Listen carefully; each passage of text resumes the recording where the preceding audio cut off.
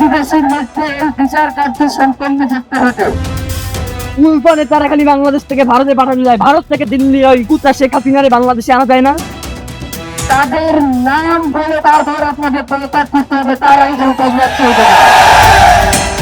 ইনসাফ প্রতিষ্ঠা করতে গিয়ে শহীদ হয়েছেন ইনকিলাব মঞ্চের মুখপাত্র শরীফ ওসমান হাদী। এরপর থেকেই সবার এক প্রশ্ন, বাংলাদেশে কি আর ইনসাফ প্রতিষ্ঠা হবে না? থেমে যাবে কি ইনকিলাব মঞ্চের পথচলা? হাদীর স্বপ্নই বা পূরণ করবে কে? সে প্রশ্নের উত্তর দিতে হয়নি, পরিস্থিতি জানিয়ে দিয়েছে ইনকিলাব মঞ্চের সদস্য সচিব আব্দুল্লাহ আল জাবেরি হয়ে উঠতে পারেন পরবর্তী হাদী। চলুন জেনে নেওয়া যাক তার সম্পর্কে। আব্দুল্লাহ আল জাবের বরিশালের সন্তান, তবে তার বসবাস ঢাকায়। মাদ্রাসার ছাত্র ছিলেন, পড়ালেখা সম্পূর্ণ করেছেন দারুন নাজাত সিদ্দিকিয়া কামিল মাদ্রাসা থেকে। 2011 থেকে 2014 সাল পর্যন্ত এই মাদ্রাসায় পড়েন তিনি। ব্যক্তিগত জীবনে অবিবাহিত আব্দুল্লাহ আল জাবের 2020 সালে হ্যাপি ফাউন্ডেশন বিজি নামের একটি সমাজসেবা প্রতিষ্ঠানের নির্বাহী পরিচালকের দায়িত্ব গ্রহণ করেন। বর্তমানে তার কাঁধে আছে এই দায়িত্বটিও। এই প্রতিষ্ঠানের সঙ্গে কাজ করায় মাঠ পর্যায়ের জীবন খুব কাছ থেকে দেখা হয় জাবেরের। মূলত ওই জায়গা থেকে মাঠ পর্যায়ে দক্ষতা এবং সাংগঠনিকভাবে জ্ঞান অর্জন করেন জাবের। সে অভিজ্ঞতাই কাজে লাগাচ্ছেন ইনকিলাব মঞ্চ সংগঠনে। কেননা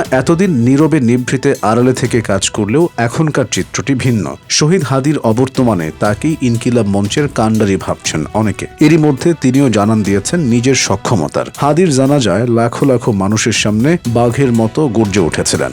শোক প্রকাশ করতে না, শোককে শক্তিতে পরিণত করে বিচার দাবি করেছেন হাদী কাণ্ডের। ব্যর্থ কণ্ঠে বলেছেন, এখন চোখের পানি ফেলার সময় না, এখন সময় ভাইয়ের হত্যার বদলা নেওয়ার। তার সেই কথাগুলো যেন আগুন ধরিয়ে দিয়েছে মুক্তিকামী জনতার রক্তে। এখানেই থামেননি আব্দুল্লাহ আল জাবের। এরই মধ্যে পরবর্তী কর্মসূচি ঘোষণা দিয়েছেন, আলটিমেটাম দিয়েছেন। এর মধ্যে হাদীর হত্যাকারীকে গ্রেফতারের দাবি জানিয়েছেন। ইনকিলাব মঞ্চ প্রতিষ্ঠার শুরু থেকেই হাদীর সঙ্গে ছিলেন আব্দুল্লাহ আল জাবের। দেশের জন্য জীবন দেওয়া এই শহীদের ঘনিষ্ঠ বন্ধু তিনি। মৃত্যুর আগ মুহূর্ত পর্যন্ত ছায়া সঙ্গী হিসেবে থেকেছেন ইনকিলাব মঞ্চের মুখপাত্রের। ইনসাফের কথা বলতে হাদী যখন ব্যস্ত থাকতেন মাঠে, তখন বসে থাকতেন না আব্দুল্লাহ আল জাবের, বরং তিনি সময় দিতেন সংগঠন গোছাতে এবং সাংগঠনিক কার্যক্রম এগিয়ে নিতে। একজন সদস্য সচিব হিসেবে অক্ষরে অক্ষরে এই দায়িত্বগুলো পালন করতেন তিনি। সে কারণেই হাদীর আড়ালেই থেকে গেছেন এতদিন। আর তাই বলাই যায়, ইনকিলাব মঞ্চকে দেশবাসীর কাছে পরিচয় করিয়ে দিতে হাদী যেমন গুরুত্বপূর্ণ ভূমিকা পালন করেছেন, তেমনি মঞ্চের ভেতরের গাঁথনি শক্তিশালী রাখতে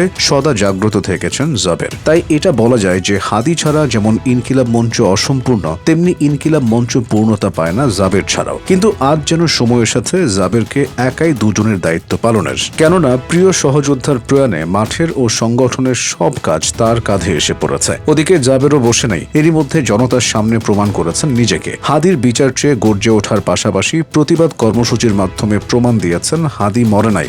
এক হাদীর লোকান্তরে লক্ষ হাদী ঘরে ঘরে। হাদীর উপযুক্ত প্রতিনিধি তিনি। এতদিন হাদীর ছায়ায় থাকলেও এবার লড়তে হবে একা। ইনসাফ প্রতিষ্ঠায় সুখ দুঃখ ভাগ করে নেওয়ার এতদিন লোক থাকলেও আজ নিজের সুখ দুঃখের সঙ্গে নিজেকেই কথা বলতে হবে। এদিকে হাদী পরবর্তী সময়ে কে ধরবেন ইনকিলাব মঞ্চের হাল, তা নিয়ে চলছে শলা পরামর্শ।